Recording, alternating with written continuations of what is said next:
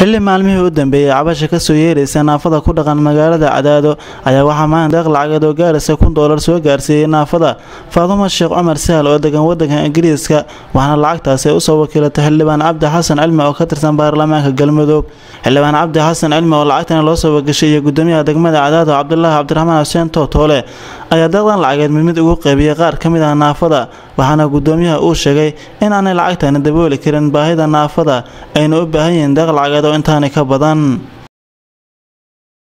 waxaan kala u mahad celinayaa gabadha soo dhiibtay oo la yiraahdo Faadumo Sheekh Cumar Sahal oo London joogta waxaan leenahay Ilaahay maalkaaga ku barakeeyo Ilaahay awlaadaha ku barakeeyo Ilaahay risqiga ku barakeeyo Ilaahay cadaabka ka xafidna dadka kale maamulka iyo dadka kale meesha ka shaqeynaya dadka kuraasta dhigay dadka albaabka ka furaya qof waliba galabta sadaqo dhiibtay dadka kale ee muslimiinta ee walaalaheena ee fiirsanaya dadkaas waa dhibaataysan yihiin waa dad walaalaheena bishii Soomaaliya lagu jiraa afur bay u baahan yihiin ciid waxay u baahan yihiin ilmaheena waxay u baahan yihiin oo ciidiiba u baahan yihiin waxay u baahan yihiin nolosha inta u baahanahay kale cid kasta oo muslim wax soo sadaqaysata ha ku soo xawilato cid ay iyadu ku kalsoon tahay xildhibaanka ku soo xawilato xildhibaanada kale ku soo xawilato shakhsiyaadka ku soo xawisheen qofkii ay garanayaan qof walba qofku isleeyahay waxa uu gaarsiin karaa ha lagu soo xawilo Cabdullaahi Cumar Jaamac oo ah gudoomiyaha naafada gobolada dhexe ayaa ka mahad celiyay deeqdan lacageed oo ay soo gaarsiisay Faadumo Sheekh Cumar Sahal lacagtaas waxay $1,000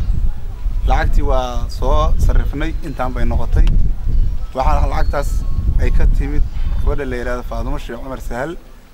oo joogta wadanka Ingiriiska magaalada London aad iyo aad bay gabadhaas u mahadsantahay ugu mahad celinaa hadaan nahay naafada deegaanka aan ugu ducaynaa Ilaahay aakhirana inuu jannadiisa siiyo adduunkana maalkeeda u barakeeyo iyo awlaadeeda